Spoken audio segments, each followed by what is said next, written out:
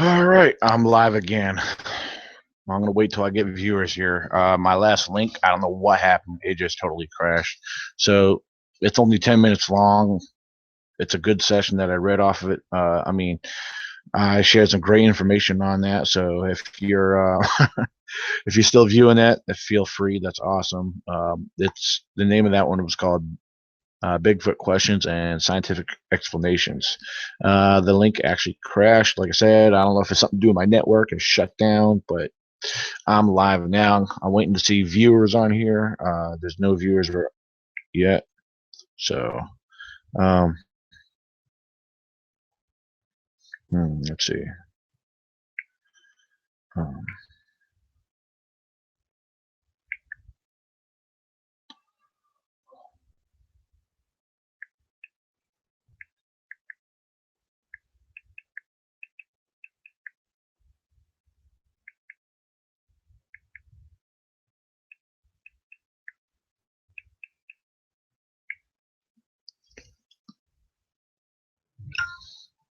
all right, where are my questions at?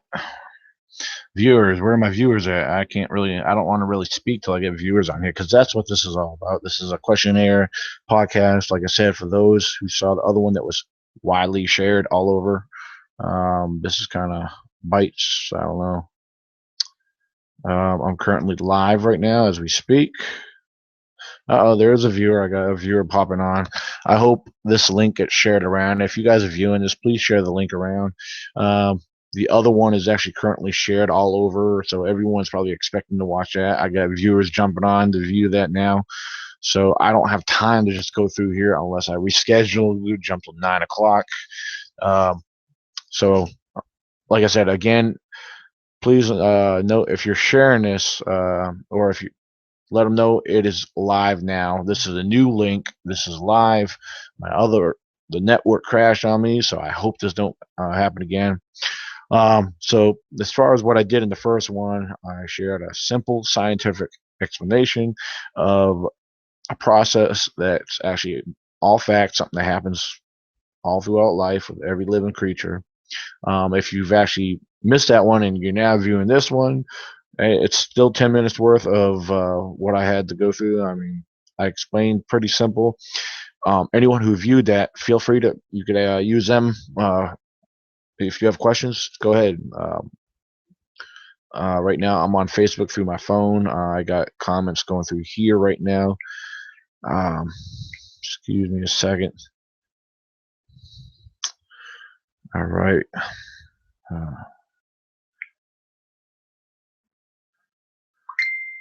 uh, Glenn Hurd, I really appreciate you tagging your family, the whole crew back again.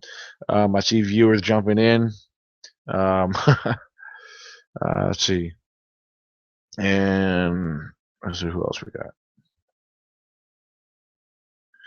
All right, Fred, give me a second. If you guys have questions, I see Fred, you already got a question. I'll jump there in a second. Like I said, this session here, I'm going to just go jumping straight to the questions. If you have missed the scientific explanation that I was sharing, it's actually on the first part of this, which is the first 10 minutes, because I was only on 10 minutes and I had about around 28 to 30, about 28 viewers at the time, which was awesome. Um, all viewers, if you're watching now, I hope you're jumping on live now. I don't know how many viewers this one will be, but this is about Bigfoot questions. If you have any question whatsoever, it's up to you to answer. Excuse me, up to you to ask. I'm here to answer. I'm going to answer to the best of my ability. Um, and let me please state, I am not an expert. I'm not a Bigfoot expert. One thing I did say very bluntly on the last one, I was referring to a certain gentleman who was questioning me about my link that I had shared and posted about scientific explanations. Well, just to clear that up, like I said earlier, when he was saying it's all speculation, there's no true scientific explanation, and because he was trying to say there's no such thing as expert, so he was trying to make it sound like I was saying that I was expert. No, if you read it correctly, If he read it correctly, he would know that I was saying I'm not an expert, because I state that, and I state it often. So does Fred King. The scientific explanation was the subject of taphonomy, the process of the body breaking down and the stages leading to the skeletalization process, which is all explained in simple terms on the first 10 minutes. If you have questions, ask on the live chat board. Give me a few minutes. I'm jumping to the live chat board right now. Let's see what we got going on. Let's see. All right, I'm jumping to. Let me go to my YouTube link here. Give me a few minutes. Get your questions together. This night is for you. Fred Candy had his solo podcast last night. This is mine. Like I said, and I explained earlier, this is something we're doing where I brought the idea up to Fred, and he thought it was cool. Let's do it. So it's all fun. We're gonna just keep it simple. All right. And like I said, this is your night. This is questions for you. All right.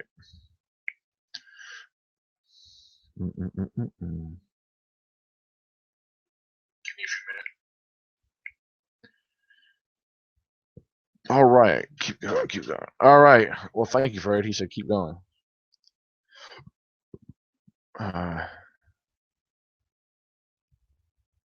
Okay. Well, all right. I got 2 questions on the live chat board. Prepare to ask more if you have them. I'm going to try to answer these the best I can, or anything based off experience. Well, Mr. Fred Canny is asking me. He said, "What's the meaning of the knocks and why they do it?" Tree knocks. Well, and with tree knocks could be a couple different reasons, or for both reasons. It could either be one or the other, or both. Tree knocks is definitely a sign of acknowledgement of letting one or more of the others, letting them know their location. Also, it could also be a warning sign. Yeah, because based off how I've heard tree knocks, especially get responses from tree knocks, which I could actually set a scenario here. I can give you an example. This was actually 2 months ago while out in the woods. Freddie Canny, if you recall, you were with me when we came up to the other ridge, and we were all sitting there kind of taking a break.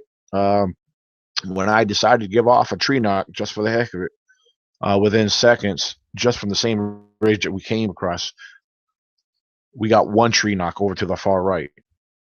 Excuse me, left. And then with seconds later, there was another one that immediately followed that tree knock over to the right.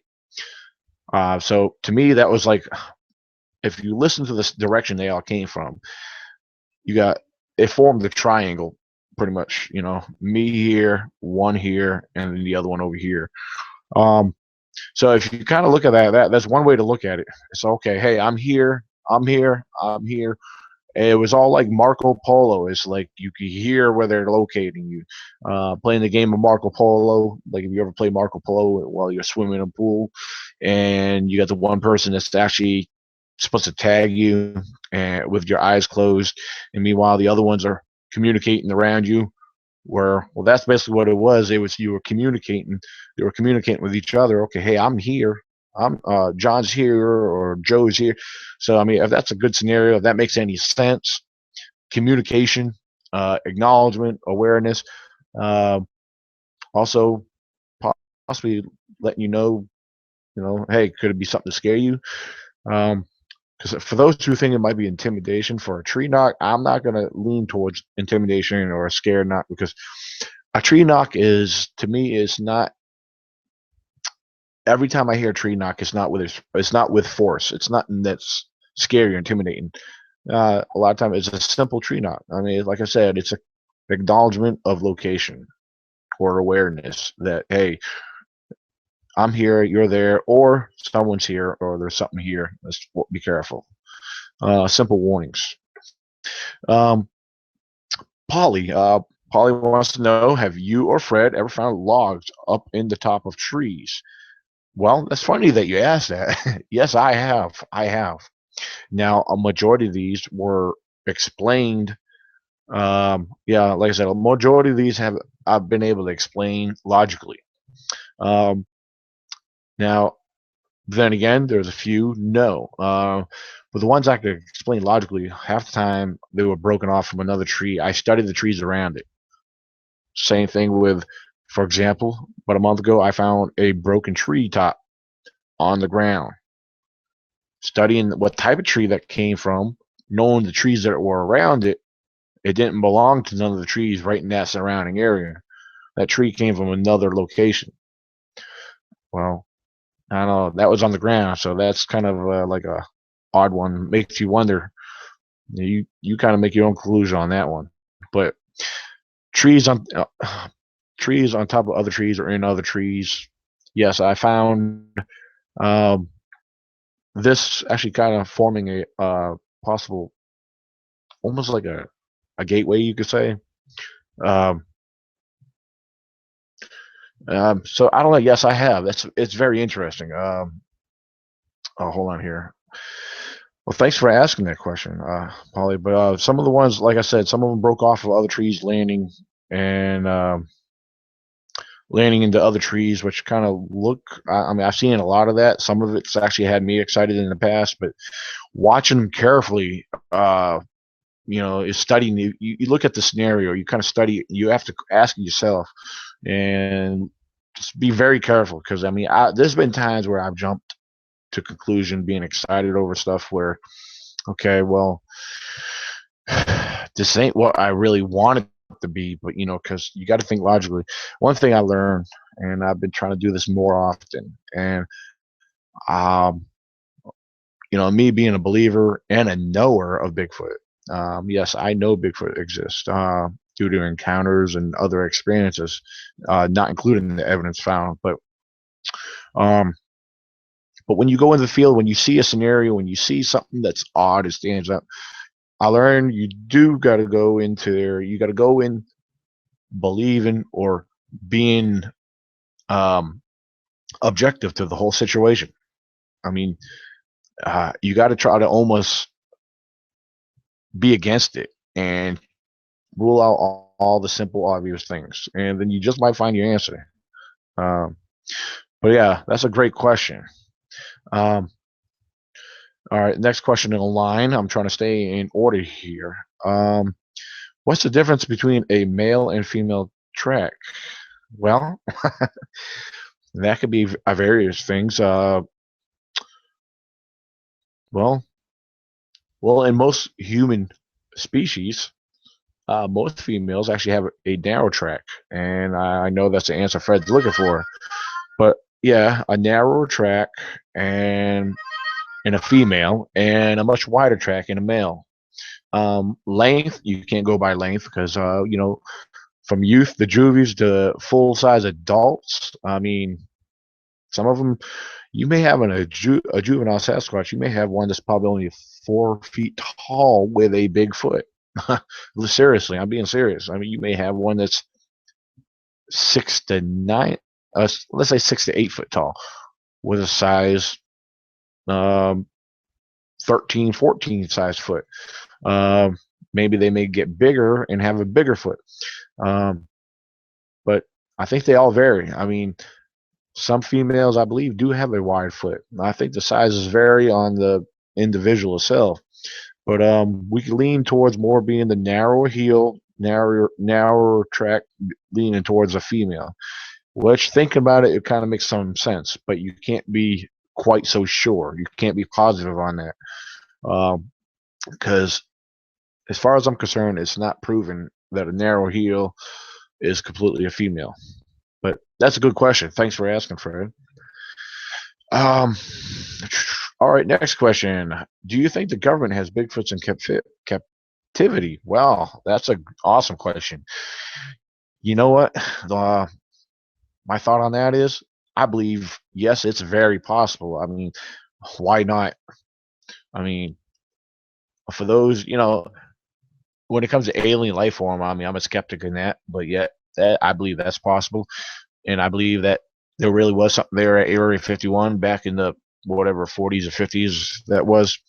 Um, um, the government is full of secrecy. They're full of experiments, and they have cover-ups that they will never share unless something seriously gets leaked. So to answer that question, yes, I honestly believe so. And the government is well aware of Bigfoot, Sasquatch. So is several military individuals who have come forward. You know, so yes, the government, I believe, does. Government has a lot to cover up, and I don't know. I guess with the government and Bigfoot, I can kind of go on into other things about that. But let's see. Good. Okay. Well, okay. Fred states as far as the tracks, when I was explaining about the tracks, he says skinnier or narrower is the younger one mostly. Well, cool beans, Fred. You guys are awesome, man. You guys are awesome on the live chat. I mean, I'm watching right now. Keep it going. Fred, I know you're full of questions for me. Just curious, get Jeff on here. I'd like to know what Jeff has to say for me. But again, for the viewers watching, I just want to touch base real quick. I kind of give a recap. I know some of you guys probably started watching my earlier clip, my podcast that I had going on. For those who don't know, this is a new link. This ain't the original link that I had shared for everybody because I got cut off abruptly and it was unexpected. I don't know if it was network error or whatsoever, but feel free to still check out that 10-minute video podcast that I had. It was discussing the process of taphonomy. It's something very important that people should be aware of, and taphonomy is also leads into the process when the bones, when it's broke, when the bones go into the ground and start absorbing and soaking into the acidic soil. The bones actually break down and decompose a lot quicker, and especially in rainforests where the acid is at a high level in the soil. This is a very good reason why a lot of bones are not found. So if anyone asks you, or because this is a very common question that I'm constantly asked, especially from skeptics and non-believers, why aren't there any bodies or remains? Well, if you learn the study of taphonomy and then leading into the soil, understanding your soil type, acidic soil, it breaks down bones. Want to know a known fact? Primate bones decompose a whole lot faster than humans. Didn't know that, did you? Well, that's why I study a lot of basic primate knowledge, because of primates. That's why I relate Bigfoot to our known primates, because there's so much similarities, so much behavior, so much in common. So, all right, let's see what we got here. We got another question here.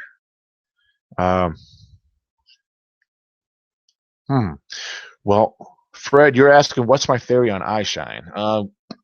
What is that? Could you be a little bit more specific on eye shine? I could kind of get into eye shine talk, but just kind of be more specific on that if you don't mind. Yeah, because it's hold on. I lost my live chat room here. Hold on, it's coming back.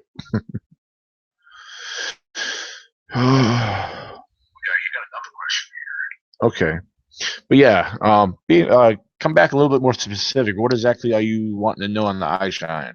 I'll be glad to answer that, Fred.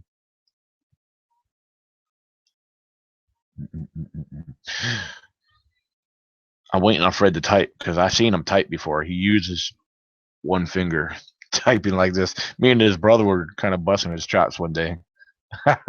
Okay. All right. Took him 5 minutes to write 2 words. That's funny. No, I'll just mess with you, Fred. No, okay. My theory on eye shine when it comes to color. Well, that's been an interesting question stated before. Um, well, we were actually kind of discussing this the other night. Eye shine. Well, color.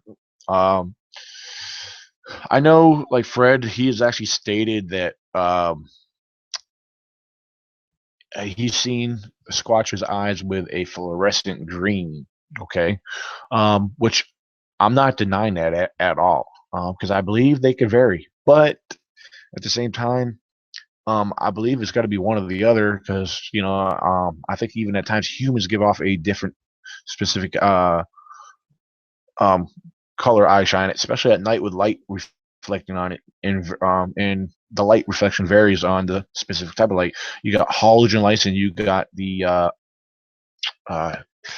yeah, your basic halogen lights, and your I can't think of the other one. The real bright lights. Anyway, um, but yeah, their eyes. I think it varies in color as far as what what Fred you stated yesterday in the fluorescent green. But due to my experiences and what I've experienced before, which a lot of people claim amber color looking eyes. Well, amber is like a reddish color with maybe a yellowish tint. Well, I kind of almost say that what I've seen, and not just me, there was 5 others who witnessed this as well, was like a yellow, bright, large yellow glowing eyes from the reflection from our headlamps. This was just last year. Um, let's see.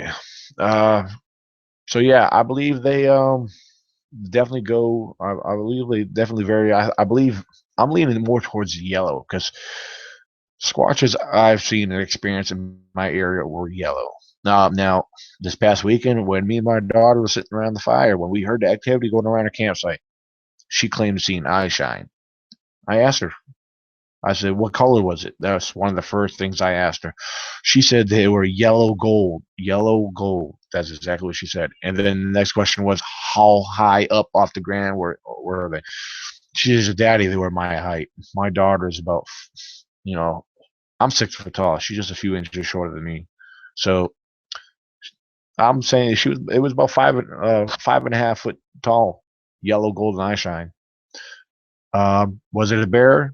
No, because I could. Why? Why could I rule that out? Because bears ain't gonna zigzag all over the place and run back and forth and throw and push stuff and make loud thumps and stomps, and they're running from one place, running back to another, and throwing out grunts and and making other weird sounds. A bear, for one thing, I don't believe would come that close to camp because my daughter was giving off whoops. We were doing tree knocks, and then everything took place after we were sitting down around the campfire. So that was very interesting. Um, uh, okay. Oh, this is an interesting question. All right. How do they groom? Well, that's a good question. Do they groom? Well, yes or no. I mean, it's a possibility that they do. But how? Well, our known primates do it to each other. Uh, as far as groom, they pick the bugs off each other. Simple touching and hand rubs. That's pretty much how they do it. I mean, look at our known primates. Look how they groom each other. They definitely don't do it as a cat to another cat. So, but that's a good question. Thank you, Bev. Um, mm, mm, mm, mm, mm. um, ooh, awesome question, Glenn. Yes, they do. Glenn's question is, do Bigfoots uproot trees and put them upside down in the ground? I'm going to tell you what, no bear is going to do that. You will not find a bear doing that. I promise you, a bear is not going to do that.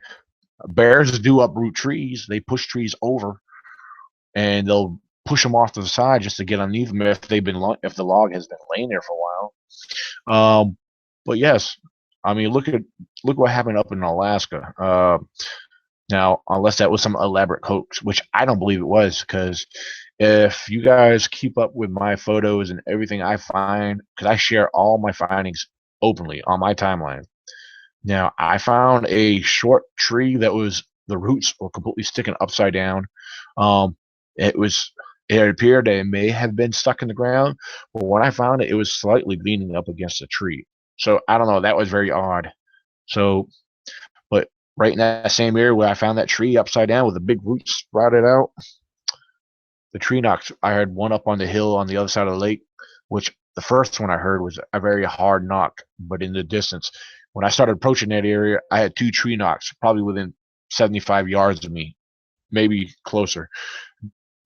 I had 2 tree knocks, knock, knock, that distracted me from over there. So actually, that takes you back to the knock question too. I believe that's also a distraction, which they use tree knocks as a distraction to try to draw you away from a specific area. So, but that area was to me squatchy, and yes, I do believe they are um, from Bigfoot, absolutely. Because there's no other logical explanation. Because I mean, really, there's what other animal would do that? If a human's doing it, they would actually have to take the time to dig a hole deep enough and have a couple people stand there or hold it down there where someone else packs the dirt around it and lets it sit there for a while, which makes it look that way. So it would take at least a couple people to do so. If it's a fairly big enough tree, it would take multiple people to do it. Could we rule that out? No, because I mean, this world and the Bigfoot community is full of hoaxers. So no, we can't logically rule people out. But I honestly believe Bigfoot does do that. For what reason? What's it mean? I don't know. I believe. Well, if I had to take a whack at it, if I had to take a guess, the way I think and look at things, I believe it was a total sign of territorial dominance. This is my land. This is my area. Stay the heck out of it. That's where I'm looking at. If I had to take a whack at it. Um, all right. Before I jump on the next one here, before I jump on the next one, Fred Canny, I know you're watching live. Can you jump over to Tracy? He's messaging on a group chat on Facebook. Could you let him know that hey, come watch because this is a live event? Because I don't think he knows that we're on a live chat event, live podcast here. All right. Um, Kimmy, this is from Flame Dancer 44. Kimmy Disorder, how you doing? I remember your screen name. Have you guys been trying to follow a migration path? And are they following certain food sources at certain times of year? That's a good question, Kimmy. Well, just from a little bit from what I picked up and learned from actually Fred, I mean, in his area, they during the winter times and especially hunting season, they like to go back up on the higher ground, especially when the hunters move into the woods and stuff. They do kind of, I guess you could say, migrate or move up in the higher ground. Um, and I believe, like other animals, deer and bear, they do make their paths, they make their rotation, they make their ways around. Yeah, usually most animals, especially deer, bears as well, um, a lot of these animals they know their food sources and they know where they travel. The squatches do, like any other animal, they do follow a pattern. Now, is it acknowledged that are they doing this? Yeah, absolutely. Do we see this happening? Yes. Um, let's see. Um, trying to think to better explain that one. Hmm.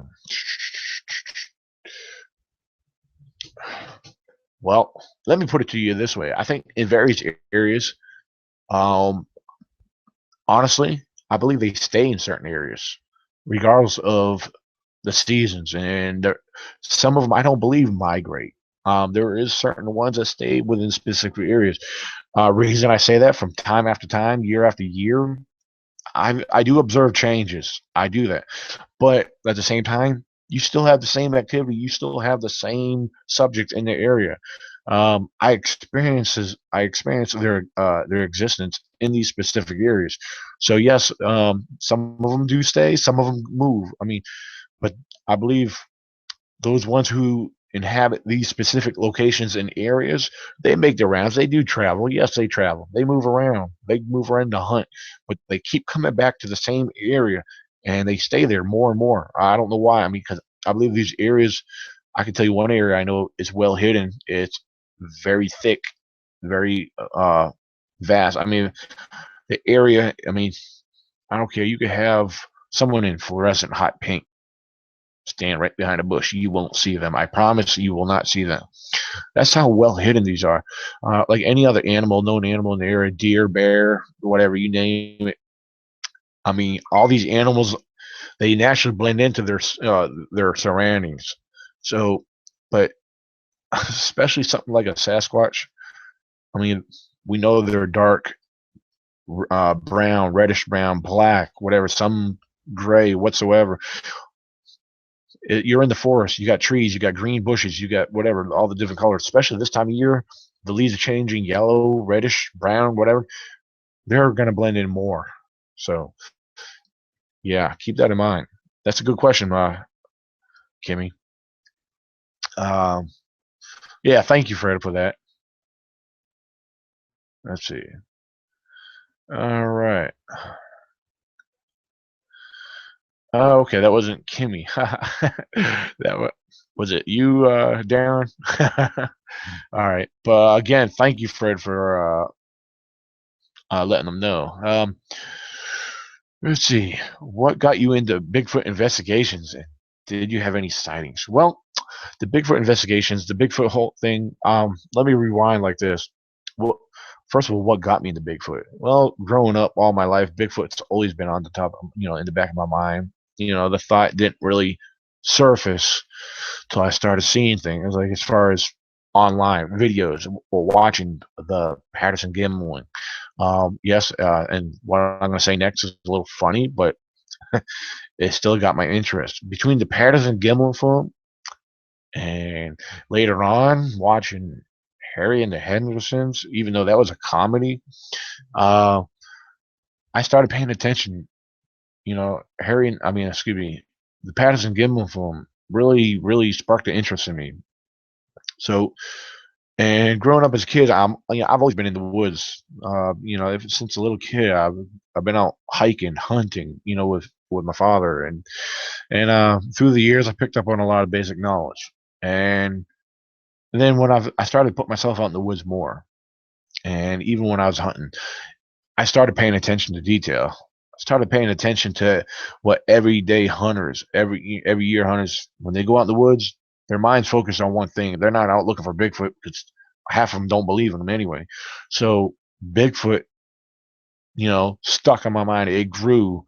It really grew. The curiosity grew into I don't know what became later on a passion for knowledge. And once I started looking more and started acknowledging and finding evidence that was like blowing my mind, I was at the point where I had to share it. And then, you know, social media came in effect where I started finding others and didn't realize how big of a community Bigfoot was in social media. And through social media, I've actually gained a lot of friends and knowledge. And I started taking other people's ideas and thoughts and theories and kind of making note of all of them. And so I started putting theories together. You know, yet majority of them have not been proven. They're all hearsay. So so to gain more knowledge, I actually back when I started, I started the Facebook groups and forums, and now I got the websites, and here you got the YouTube channel, which I share a lot of information here now. So it came to the point where I started sharing information as I learned it, and that's what I'm going to continue to do. And everything I learn and I share is all based off of field experiences and studies. I do put myself in the books and study, because you know what, it's not boring, it's fun because it's what I want to do. It's educational, and I believe others need to know the truth too.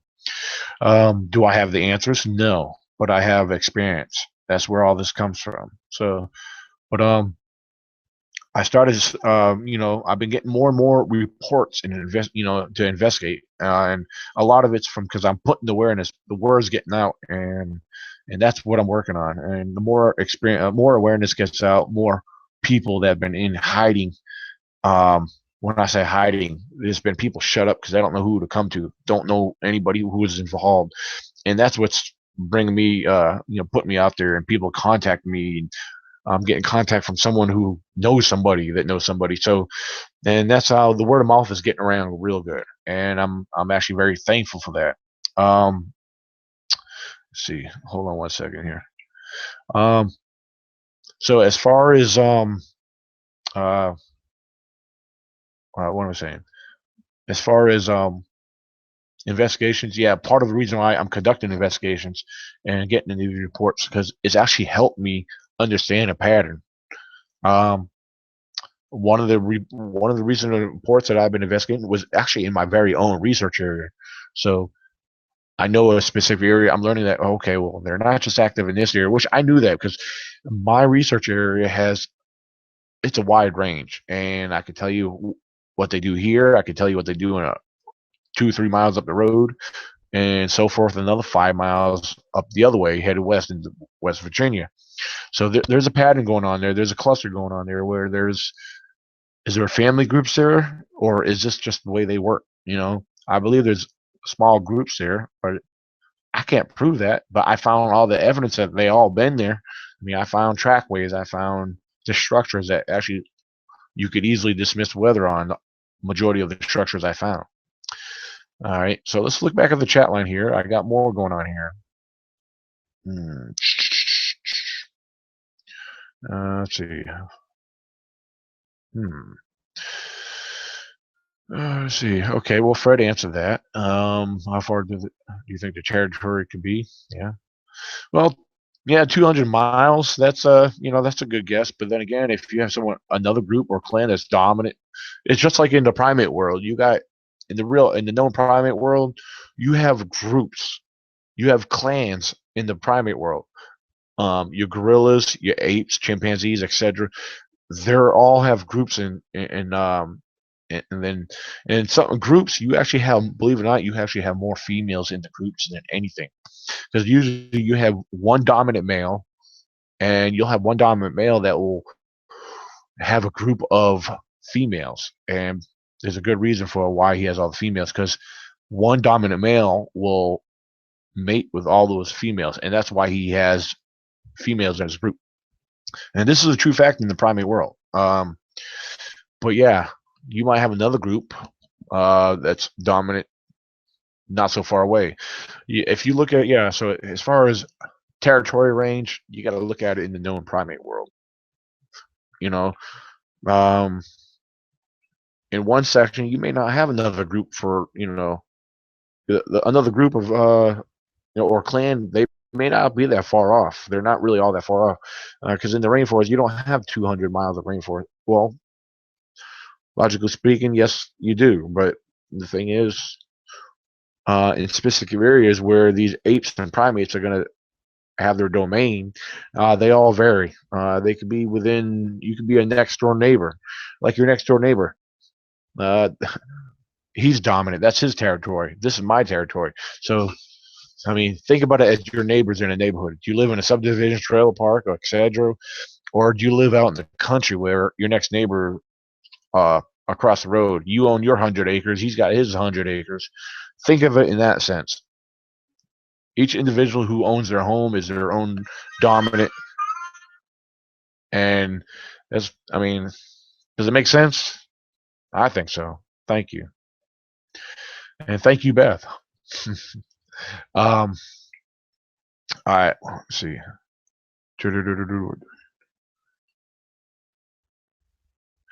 Okay, well, what does your daughter/family really think of Bigfooting? Same question to Fred. Did your family think you were crazy at first? You know what? No. Honestly, my sister up north, she takes her kids out when they go camping, they go Bigfooting.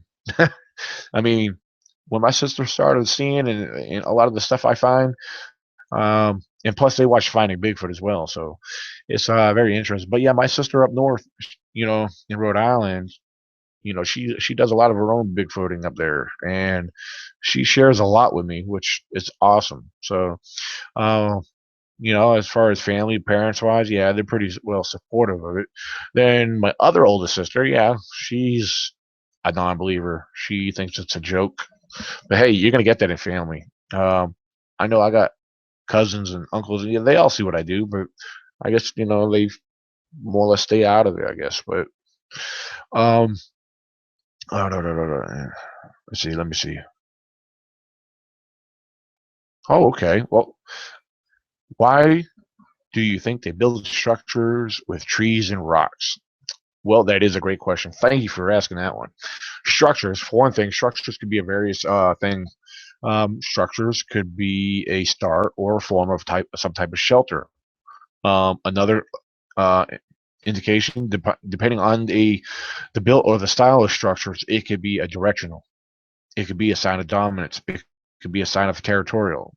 All those may be a combination of all depends. Some of the structures I've seen, I've actually seen structures that form what some would never guess being a shelter. But if you study them, study them right, yeah, there is some kind of structure or shelter structure. So yeah, I think it all depends.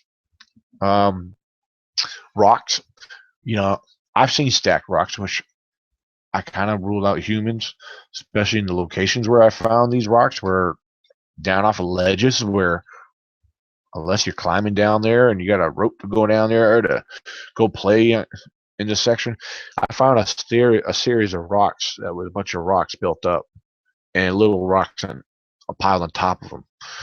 Um, I don't know. It's a chance somebody could have gone down there and done that. I don't know how, but um, I mean, I found a series of rocks stacked up on the side of trails. A lot of hikers and campers or hunters, they're known for this. So sometimes we can't completely rule out who's doing it. Never mind why. Well, these hikers and hunters, they do it to mark areas, or hey, I've been here before. This is where I got to go in to get to my tree stand, or this is where I got to go in to get to a spot that I like, or whatever. Um, well, if Bigfoot is doing it, I believe it could be done for the very same reason, marking locations, just like a simple tree break. I've been in areas where you have a series of tree breaks going in simple directions. That could be, like I said, that could be directional. Our known primates, they'll break trees, they'll knock on trees. That's another thing, back to knocking. But also back to, in the same question with tree knocks, structures. Yeah, they do this. They do this simply for intimidation. Our known primates they'll come whack on another tree and they'll break a tree in front of another one just to show them to show off their strength. A lot of, like I said, a lot of it's simple intimidation. So keep the questions coming. I got more. So I mean, does that answer your question? I mean, I could get a little bit more specific. So, um, hmm. um, there was something else I was actually gonna speak on, but and if I'm speaking too fast or not making any sense, please let me know, because I know sometimes my explanations do not make complete sense sometimes. But this is going great. I'm glad you guys are active with us tonight, and I mean I have fun doing this. And um, let's see, let's see. Okay, let's see. Uh, hmm. Hold on a second. I think I have something here. I got to jump on Facebook. I think I have. Hold on.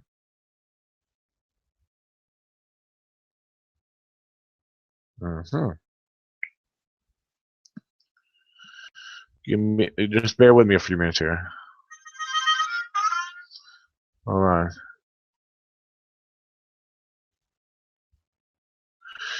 No, no, no. Well, okay. I thought it. Oh, wait a minute. Okay.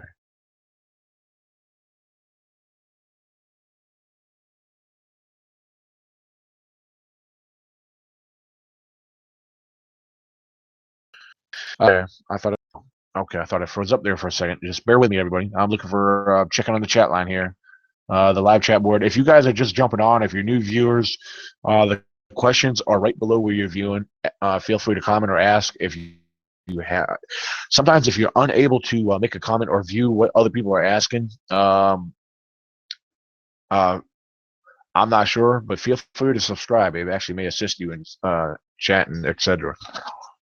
But let's see.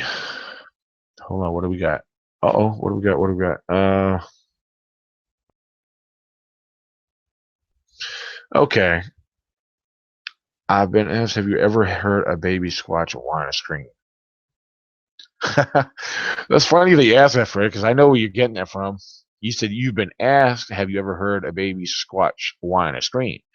Well, Fred, you were with me when we experienced that, and after we went through, well, excuse me, Fred. I'm going to specify Fred because Fred was with me when we experienced a very odd vocalization, ongoing, nonstop, in my research area, and I mean the whole area, the whole night was full of vocalizations, and but we heard something. It's the same night we had a black panther cross our path, right there. Um, but after hearing it and hearing it, even recording it, studying it, Fred went through a whole database of known wildlife, especially in that specific location. And that sound did not come up close to not one of those animals he's researched. And it was definitely some moaning. I wouldn't say screaming, but it was definitely moaning, like a distressed moan, like it was alone and needed help. So, and me and Fred came to the conclusion that it was a young juvenile squatch. So there you have it. Our next question is, what are your thoughts on habituation? Well, hmm, well, I'm not sure how to answer that. I mean, it's not a bad thing; it's a good thing. Um, you know, honestly, I'm not. I'll have to get back to you on that. I'm not really quite sure how to answer that. But yeah, good question. Just don't know how to answer that one. Paulie says, I've heard a baby's cry before. Awesome. How would you describe it, Paulie? I mean, from out of your experiences, how would you describe a scream or a cry? Excuse me. Would it sound more like a child or something a little bit deeper, guttural? Because I want to say there's a slight similarity to possibly a bear cry, but what we heard was not a bear. That's for sure. So, but actually, if that makes any more sense to actually um, explain that. Hmm. Hmm.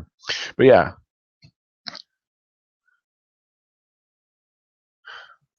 Fred, you want me to answer that? You talking about the habituation answer?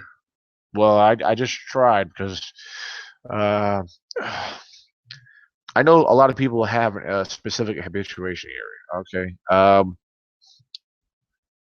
Hmm. I mean, I don't know.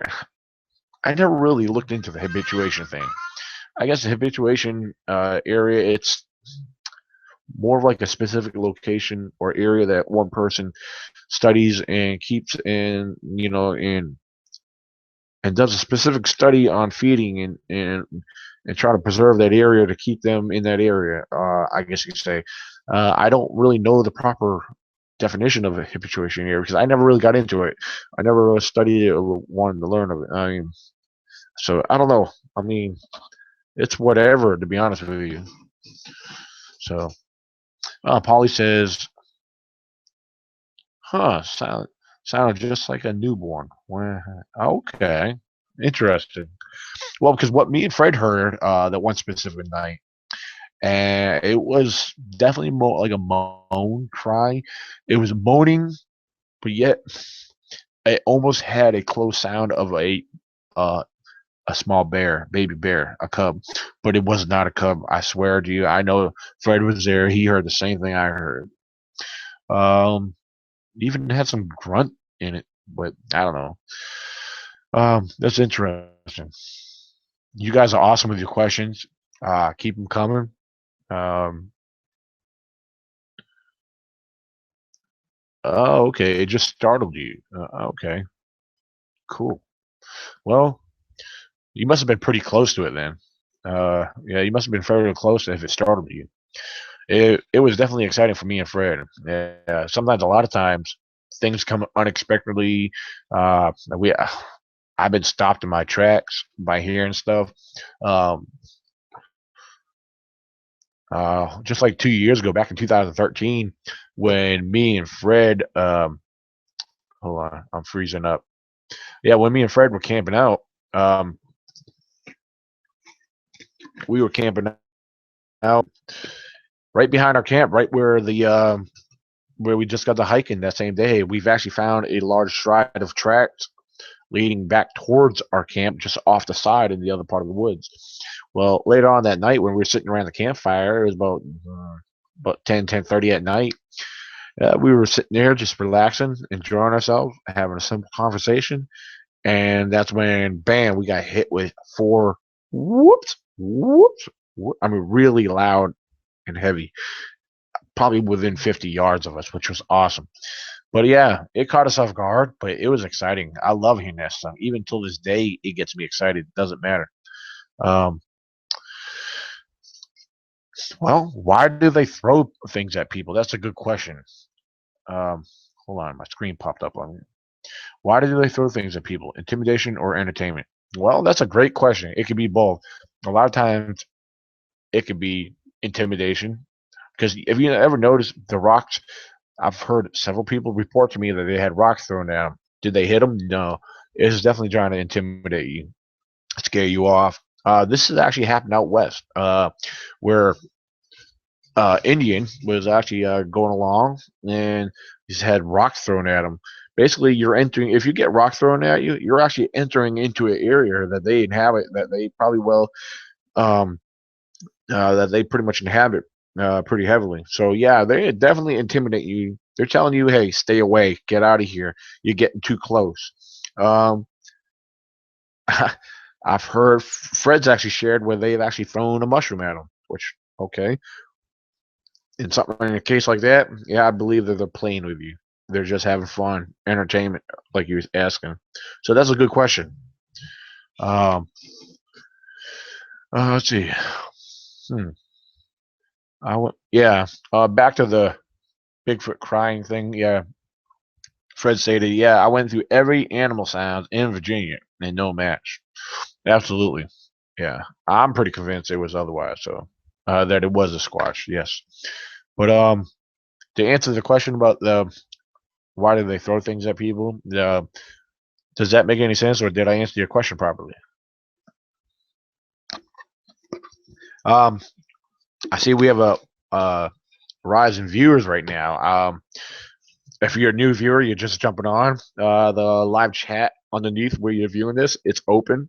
Please share your comments, questions. I definitely want to hear your comments and try to answer your questions to the best of my ability.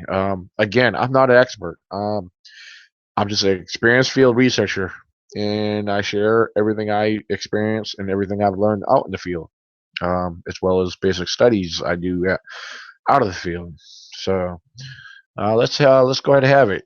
Jump on the chat line, excuse me, the live chat underneath where you're viewing, and if you if you're unable to, some people are unable to answer. I mean, excuse me, do anything, and if you're unable to, if you want to go to my timeline or just message me directly on Facebook, I may be able to check it that way while I'm live. My next question here is, why do they hibernate? Well, I'm going to answer this just like this. I compare Sasquatch to the North American black bear. And okay, how is this? How do I do this? Well, if you observe a black bear and study and observe the behaviors and patterns of a Sasquatch, you'll learn and see that their behaviors and patterns are so alike, so similar, and some of them are actually the same. Um, well, a lot of people think, well, yeah, bears hibernate. Oh, yeah, but not all of them, because a black bear will actually stay active year round through the winter. Um, yeah, this time of year when the weather's starting to get cold, yeah, they'll start scavenging. They'll start eating more to fill up for that extra body weight to carry through the winter. But yes, I've learned and saw, bears are active through the winter. Yes, I believe Sasquatch are the same. Um, so if they hibernate, all right, if they hibernate, will you find tracks? Or yes, let's say if they do hibernate, will you find tracks in the snow? Well, if they're staying stationary in one location, no, tracks will not be found. They'll be very scarce, very rare. Are tracks found in the snow from Sasquatch? Absolutely. All over. I've had people share and report, especially right here in Virginia. So, Sasquatch tracks have been reported and have been found on a number of occasions in snow in various locations, East Coast to West Coast. So, I don't believe they all hibernate. No. So, great question, though, by the way. I love it. Um, what do you think of the Russian Bigfoot attack that supposedly killed 9 students? That's a good question. I study that. You know what? That could be a number of things. That could be. I remember that. I watched that probably 2 or 3 different times, and that was awesome. Especially there was sightings. There was claimed sightings that there was a creature nearby. But yet that same night before, uh, yeah, before they all died, there was a sound which that location was actually used for a target for a missile practice shot, which which that's very interesting because some of those subjects they're uh uh hold on, I'm getting the answers other pop-ups here. um yeah, that location was used for a missile site, but then again some of the subjects, their tongues were ripped out of their mouth, so yeah, that was definitely mysterious. Something did that, unless there was a some crazy psycho mass murderer out there in the wilderness with him. um well, also what was also found there were tracks there found on site. But if I'm not mistaken, I believe those tracks uh, were by Russian those soldiers that actually came marching through that area that actually discovered all them, because they did find a series of tracks there. But I don't know. I can't quite answer properly on that. There was a couple of little things that they found details of. There were sightings of a creature in that area. Yes. So I'm not sure. Um, all right. Here's one. Here's another question. Do they seem to be more active at night? A lot of reports take place at night. Maybe they have the upper hand by traveling at night. Better eyesight, better for hunting. Actually, absolutely. Most encounters do happen at night or early morning. I've had hunters tell me 3 or 4 o'clock in the morning they've seen them preparing to go out in the woods, headed to their tree stand areas. Um, Last year, during our 2014 annual ECBR expedition, yes, 6 of us, well, including me, there were 6 of us all together who experienced them at night. Uh, Prior to seeing that, before coming up the road when we first before we saw the subject, there were deer in the area. There was eye shine of deer across the road. Um, the theory behind that is perhaps they were preparing to stalk that deer and make a run. Um, um, in Fred Canny's location, they do run deer. He acknowledges that, and um, but yeah, at night I believe is their hunting ground. As Fred also acknowledged, he's seen the fluorescent green, which would explain the night vision, natural night vision. That their eyes are adjusted. They adjust to the night and adapt to the night very well. For one thing, it's they're more secluded, more hidden at night. Um, Basically, they're like a dark image. They're like invisible at night because with their dark fur, hair, they definitely become the night. So yes, they have better eyesight. Absolutely. They definitely eat their carrots. But yes, they're great hunters and they hunt at night. So absolutely. Great question, Flame's answer. And if you bear with me, I'm jumping to Facebook because I had 2 questions jump up on Facebook. Um, hmm. Oh, this is a good question. Um, Fred, if you want, you could message or comment on this on the chat board. I'm on Facebook right now. Question is, what are your thoughts on the fact that some have hair on their face and some don't? Great question. That's awesome. Well, my thoughts on that is, well, look at the tribes, look at the species of mankind. Uh, Look at me. You see, I got hair on my face. A lot of people have hair on their face. Some people have more hair on their face. Some people can grow big beards. Believe it or not, that's a hormone thing. Um, um, Look at Indians, Native American Indians. Look at Hispanic males. Very few of them have any hair on their face.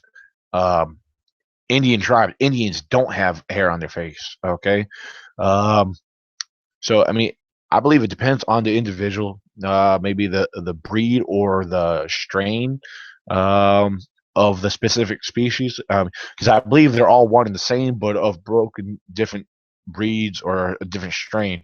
Just like different strains of dogs. You have some dogs that have short hair. You have some dogs that have long, shaggy hair. It depends on the breed or the strain. Um, the breed of animals, they all vary. So, just like in humans, non-human primates, I mean, I think that can vary. A majority of our primates, our known primates, don't have hair on their face. Gorillas, chimpanzees. Then again, some primates do. Uh, so I think that varies. It really does vary, and that's a good question. Thank you for asking. Um, Next question comes from April. Hold on, it's jumping up. Hmm. Okay. Out of curiosity, they want to know. April wants to know, what do they do in a case of tornadoes? Uh, well, I believe like bears, I believe they take structured outlet. I believe a lot of them take refuge in caves and dens. I know my research area has many caves. Actually, I took notice and discovered one not long ago. Have I been there yet? No. It's going to take some work getting there. It's on very deep terrain. I spotted it through uh, my actual camcorder when I was zooming in a specific rock ledge. And it does appear to be accessible to mankind. So, but it's well hidden. I'll tell you that. So yeah, I believe they hide in caves. There's caves in areas that we don't even know about.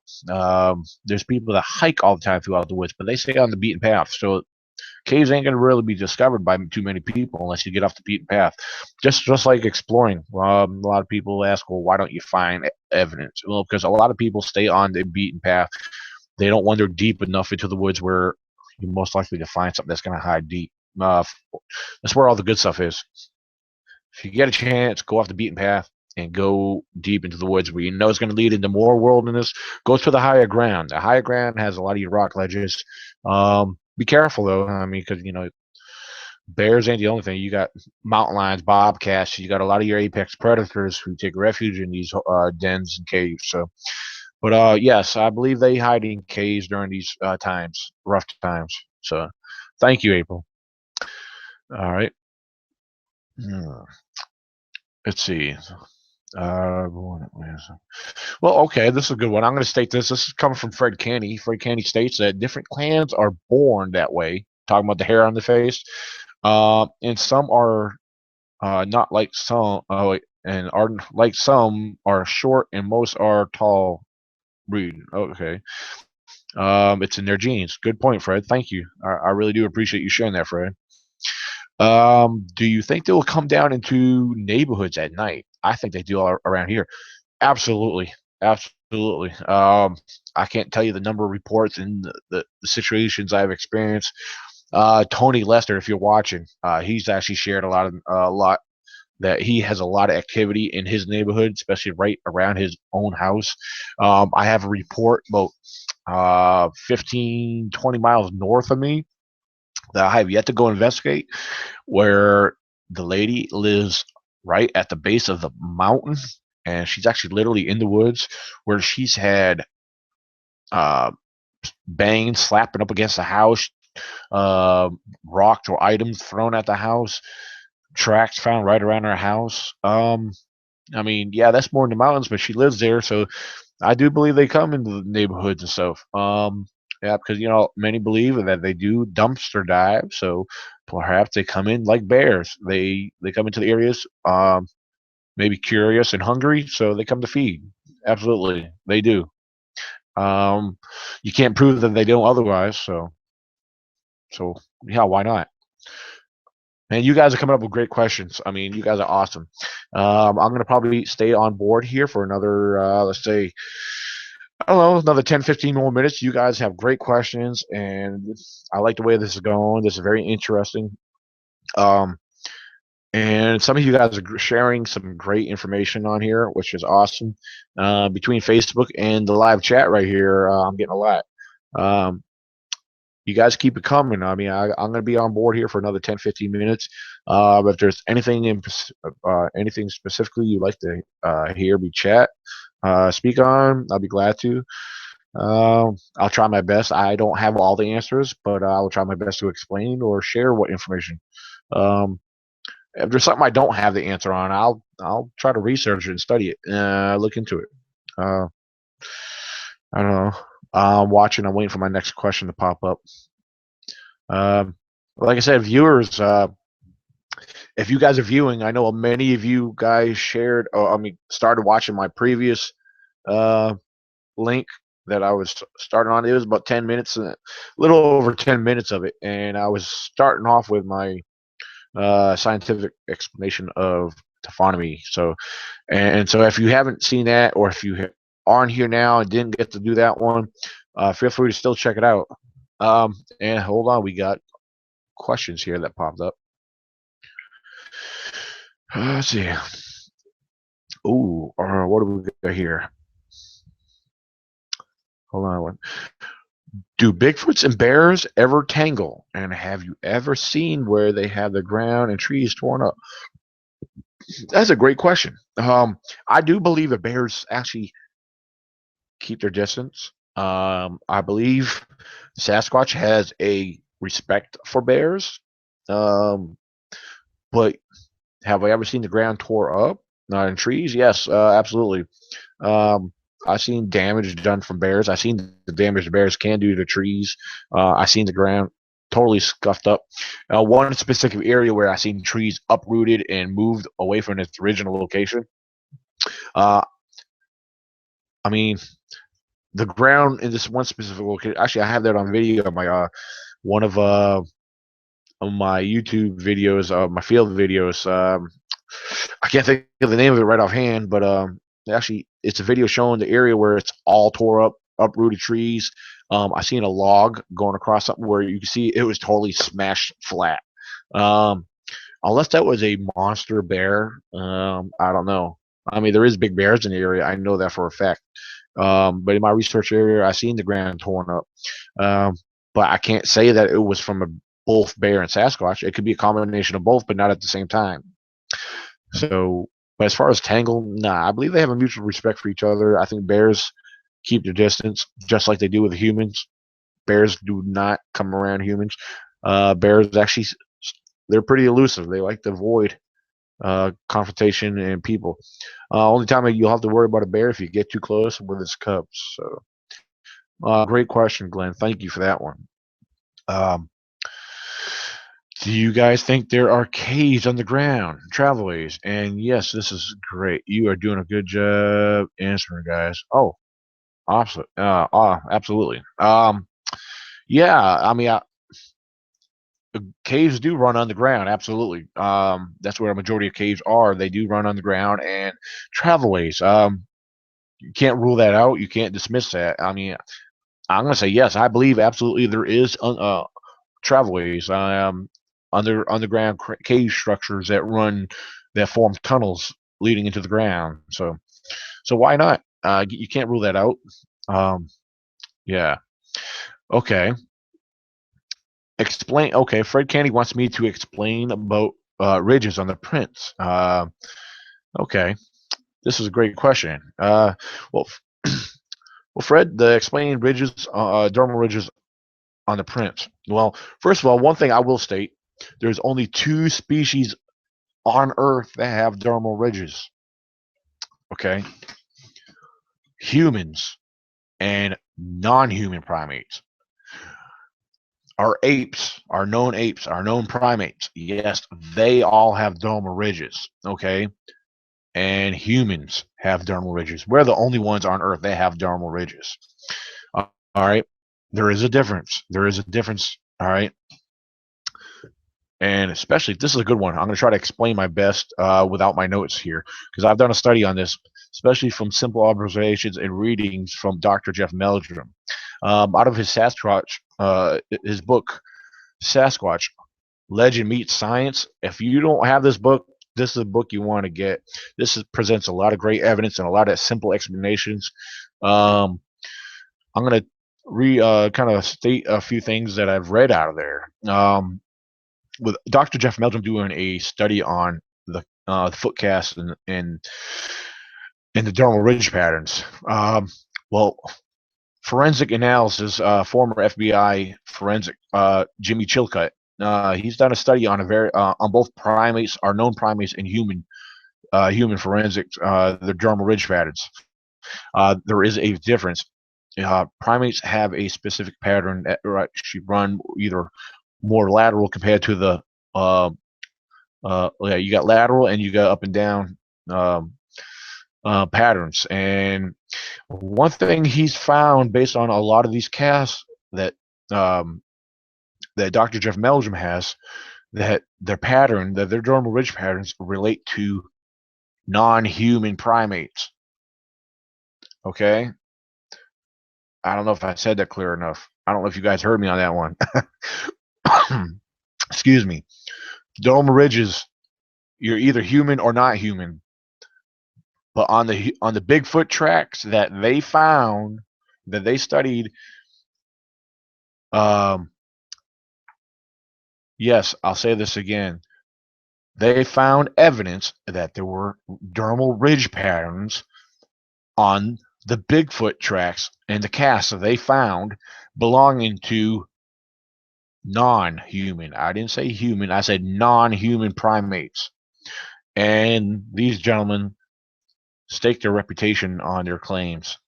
They state that Jimmy Chilcutt states that he stakes his reputation that there is a non-human primate roaming North America. So I hope you non-believers or skeptics are listening and watching, because this book here is just based off of evidence found, presented, and studied and analyzed.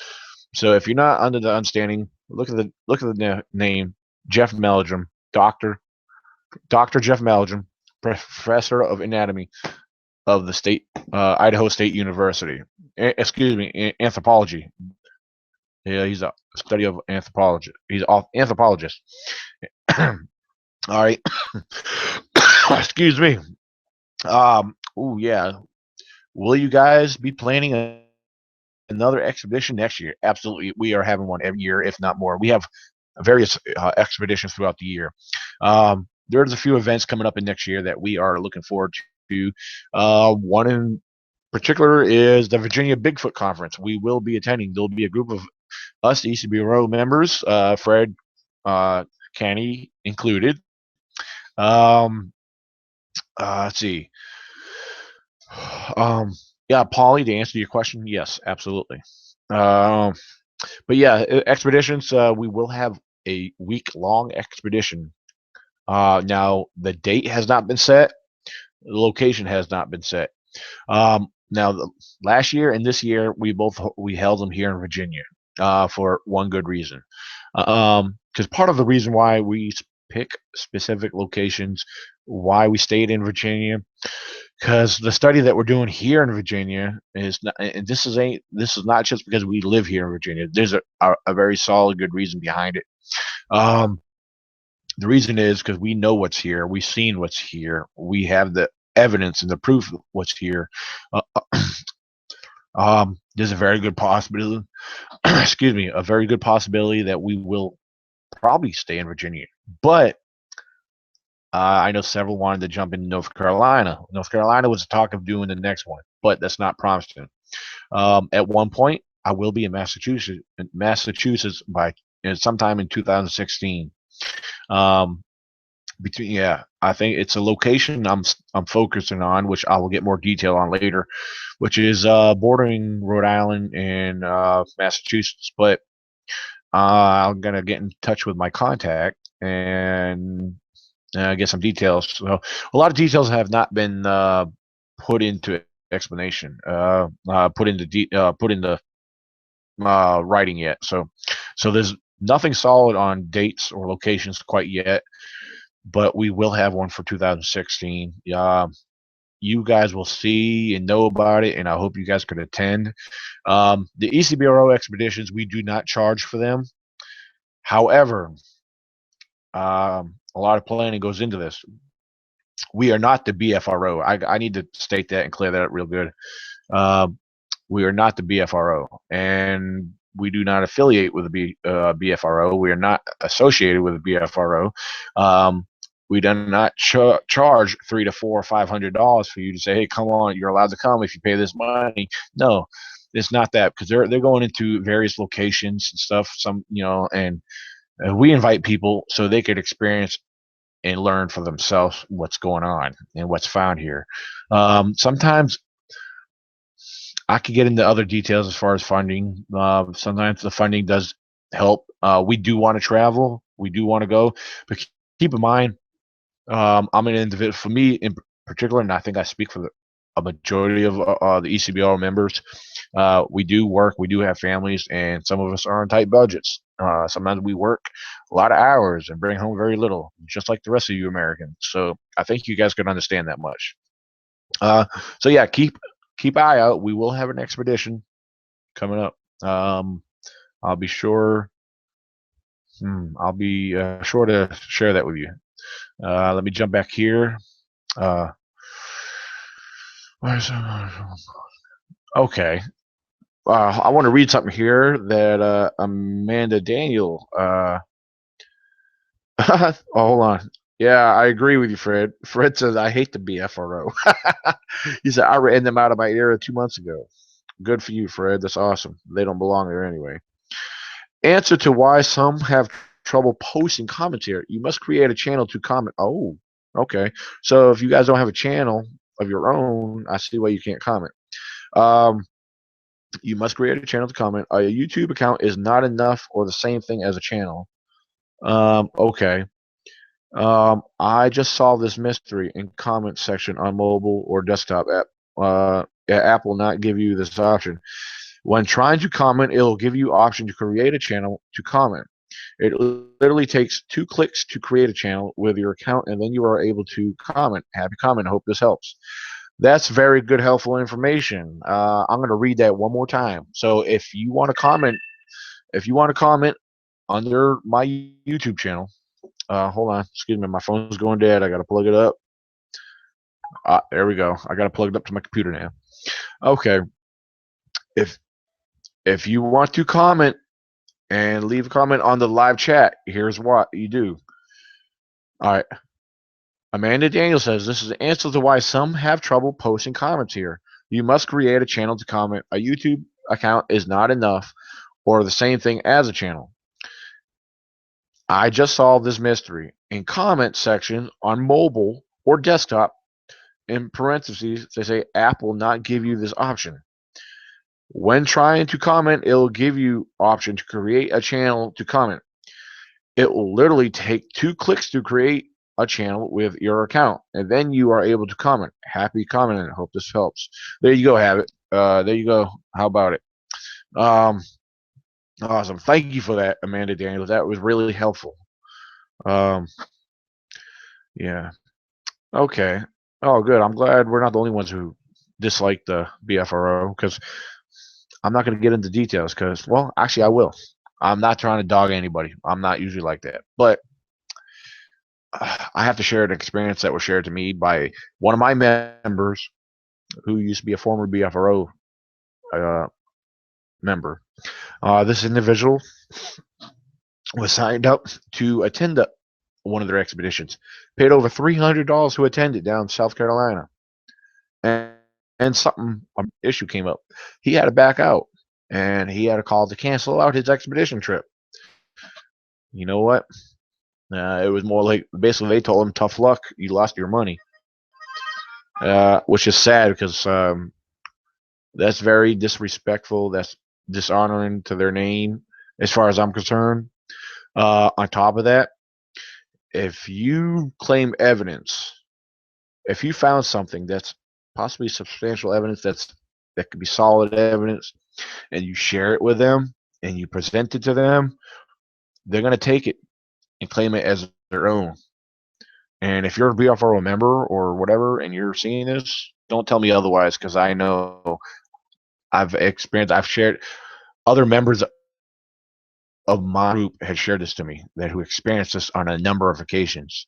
So, and a lot of you guys are, excuse my language, excuse my French, but assholes. But enough said.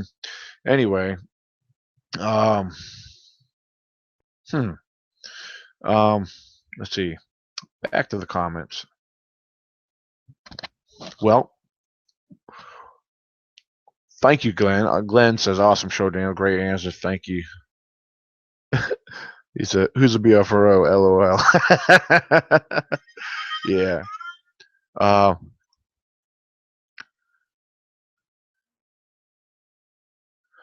okay, cool. Hmm. Let's see. Okay, awesome. Well, tell you what, I would love to keep on going. Perhaps if you have more questions, as you guys, I'm sure you guys are full of thoughts, ideas. There's a lot more I can get into. Like I said, I don't have all the answers, and some of my answers you may not agree on, or they may not be right.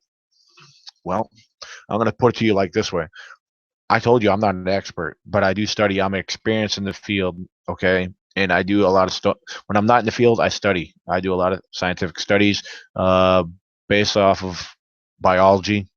I study the ecology, and it's all simple stuff. When you start learning and understanding nature itself, wildlife, and know your known wildlife. That's very important to know and study your known wildlife. And study bears. Bears are very crucial to the study of Bigfoot. A lot of people won't tell you that because they don't look at it the way I do.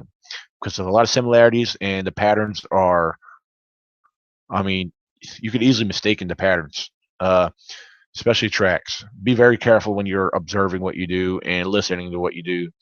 Know the sounds of your known wildlife, especially barred owls. There is a distinction where Bigfoot does imitate a lot of animals, especially owls. So, with that being said, be careful what you do, listen carefully, and your best tools for the field are your eyes and ears. Okay, and I'm gonna even throw in the nose, because the nose might let you know if something's around. If you smell it, if it stinks, because a lot of people experiencing foul, strange smells, even sweet smells, right, Fred?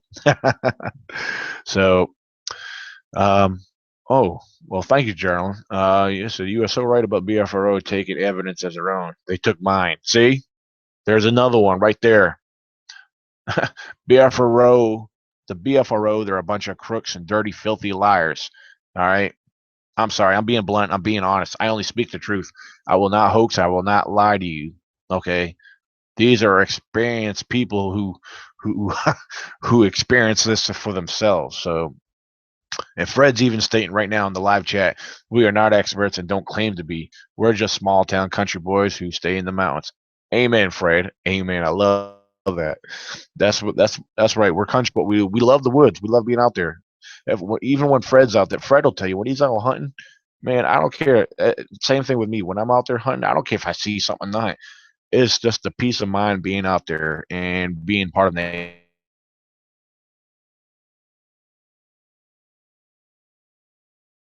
So, what you guys now. I hope you guys can still hear me. Thank you for tuning in, and you guys have a and subscribe, so you can stay up to date on field videos. Check out Fred Kearney's field videos.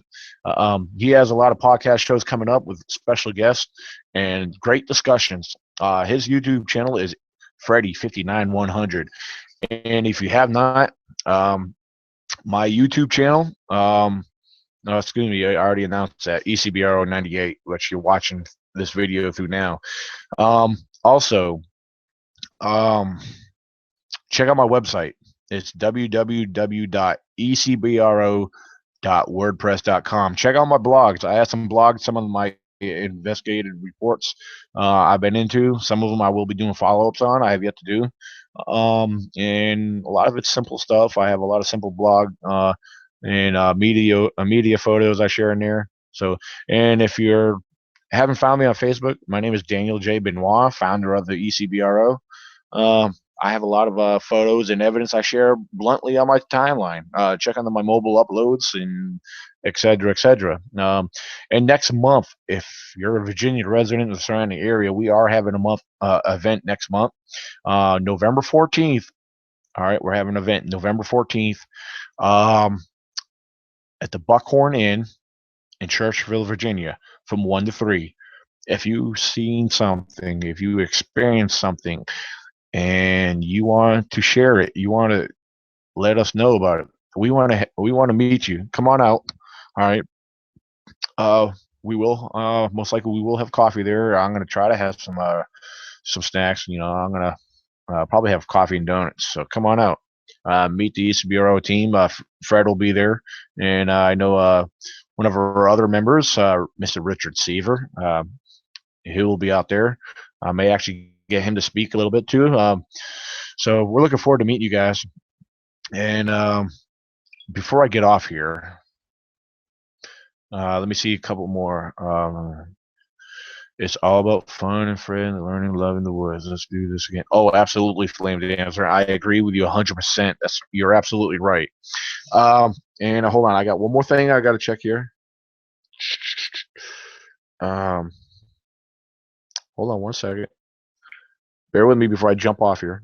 I want to check something here. It may be something I can share. It may not be something I can share. Somebody.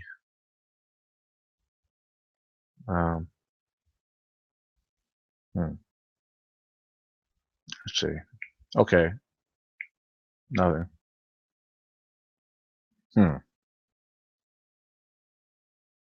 Okay. All right. Well, that's about it. Anyway, you guys have a great night. I know I'm just going to speak real quick. There is a certain individual who I spoke of earlier.